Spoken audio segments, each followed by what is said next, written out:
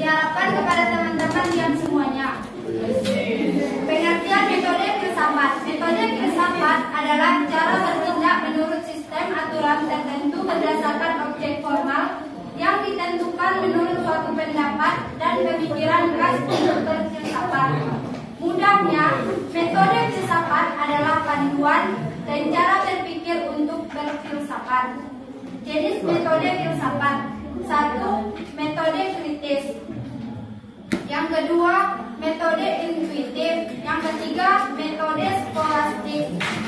Yang keempat, metode geometris. Yang kelima, metode empiris. Dan yang keenam, metode transendental. Contoh metode filsafat yang pertama yaitu metode kritis Plato dan Sokrates. Metode kritis Plato dan Sokrates adalah filosof yang menggunakan dan mengembangkan metode ini. Merupakan salah satu penganjurannya. Pada masa klasik, Aristoteles juga dikatakan sebagai pengguna metode ini. Sesuai dengan namanya, metode skolastik menunjukkan kaitan yang erat dengan metode mengajar. Yang keempat, metode filsafat matematis. Descartes menyebut metode ini dengan sebutan metode analitis. Menurut Descartes, ada keteraturan dan ketersusunan alami dalam kenyataan yang berhubungan dengan pengertian manusia. Ketersusunan alam ini dapat diungkapkan dengan cara penemuan atau via inventionis. Yang kelima, metode empiris atau metode empiris eksperimental.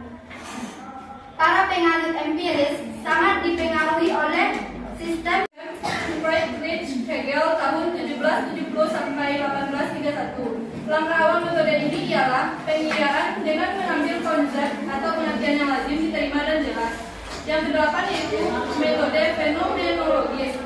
Fenomena yang dimaksud di sini bukanlah fenomena alamiah yang dapat dicerap dengan observasi empiris seperti fenomena alam. Fenomena di sini merupakan maksud aslinya yang berasal dari bahasa Yunani phainomai, artinya adalah yang terlihat. Jadi fenomena adalah data sejauh disadari dan sejauh masuk dalam pemahaman. Yang kesembilan yaitu metode filsafat eksistensialisme. Tokoh-tokoh terkemuka eksistensialisme adalah Heidegger, Sartre, Jaspers, Marcel, dan Merleau-Ponty. Filsafat memiliki tiga ciri utama, yakni pertama universal, pemikiran yang luas dan tidak aspek tertentu saja. Yang kedua adalah radikal, menyelesaikan pemikiran yang dalam sampai kepada hasil yang dan esensial. Yang ketiga sistematis, itu mengikuti pola dan metode berpikir yang menuntut dan logis spekulatif. Beberapa ahli lain menambahkan definisi lain, yaitu pertama ada definisi suatu raya terkualifikasi karena sesuatu merasa mendapat sesuatu. Kedua, definisi mengatakan segala sesuatu termasuk hasil filsafat. Yang kelima, begitu saja apa yang terlihat sebentar, yang dikatakan dan yang dilakukan masyarakat.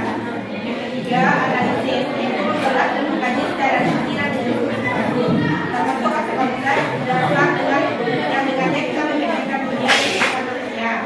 Yang empat, evaluasi, yaitu dikatakan juga normatif, maksudnya upaya menilai dan menyikapi segala persoalan yang dihadapi manusia. Penilaian itu bisa bersifat emas dan kebenaran, kelayakan dan kebaikan. Terakhir, kelima, spekulasi, yaitu upaya konsumsi manusia mengenai keberkahan, penjelajahan dan pengandaian tidak membatasi hanya pada romantika dan pengamatan media. Dalam berfilsafat, saya bertuju bertanya kepada Meryl. Assalamualaikum warahmatullahi wabarakatuh. Dari metode filsafat terhadap ilmu wisata masyarakat, kelompok 2 jelaskan secara eksplisit dan mengapa kira-kira kita perlu untuk memahami metode filsafat dalam ilmu wisata masyarakat. Kita berikan terima kasih. Penanya harus menanyakan pertanyaan kepada siapa? Saya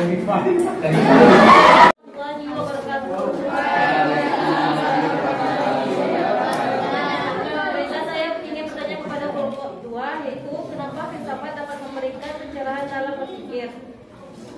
Benarkah pernyataan tersebut? Jelaskan.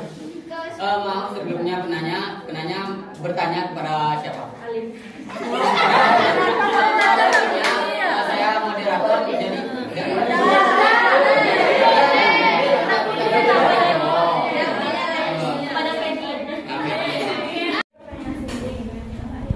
Mengapa kita harus menggunakan metode dalam berfilsafat? Yaitu, filsafat ilmu bermanfaat untuk membangun diri kita sendiri dengan berpikir secara radikal atau berpikir sampai ke akar-akarnya. Kita mengalami dan menyadari keberadaan kita.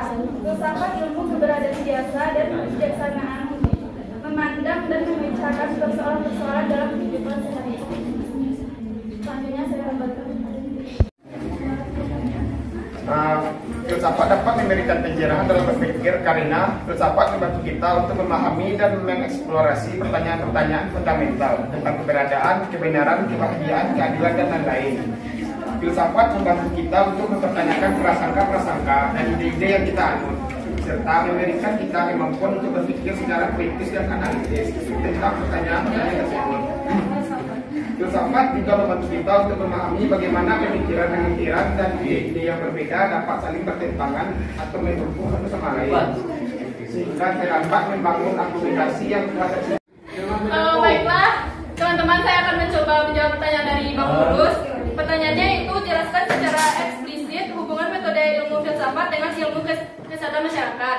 Dan mengapa pentingnya kita mempelajari metode filsafat dalam kesehatan masyarakat beserta contohnya. Pengertian filsafat berdasarkan pendapat dari Johan, yaitu ilmu yang menjadi dasar dari segala jenis bidang dan pengetahuan yang digunakan untuk mencari kebenaran. Selanjutnya, menurut Paul Nathorp, merupakan ilmu dasar yang digunakan untuk menentukan kesatuan pengetahuan yang dapat digunakan untuk memikul keseluruhannya dan menunjukkan akhir yang sama berdasarkan pengertian tersebut. Jadi kesimpulannya itu sangat berfungsi bagi ilmu kesehatan masyarakat, yaitu sebagai suatu tindakan yang dilakukan untuk mencari, meninjau, mengamati, dan menyelidiki setiap masalah ataupun kejadian yang terjadi di masyarakat yang termasuk dalam ruang lingkup kesehatan masyarakat. Nah, jadi masalah tersebut diselidiki secara sistematis. Misalnya kayak ada suatu permasalahan di sebuah wilayah atau sebuah pedesaan. Jadi jika kita mempelajari ilmu metode filsafat tersebut, kita bisa dengan mudah mengamati, meninjau, mencari, dan menyelidiki masalah yang menjadi prioritas dalam sebuah wilayah tersebut.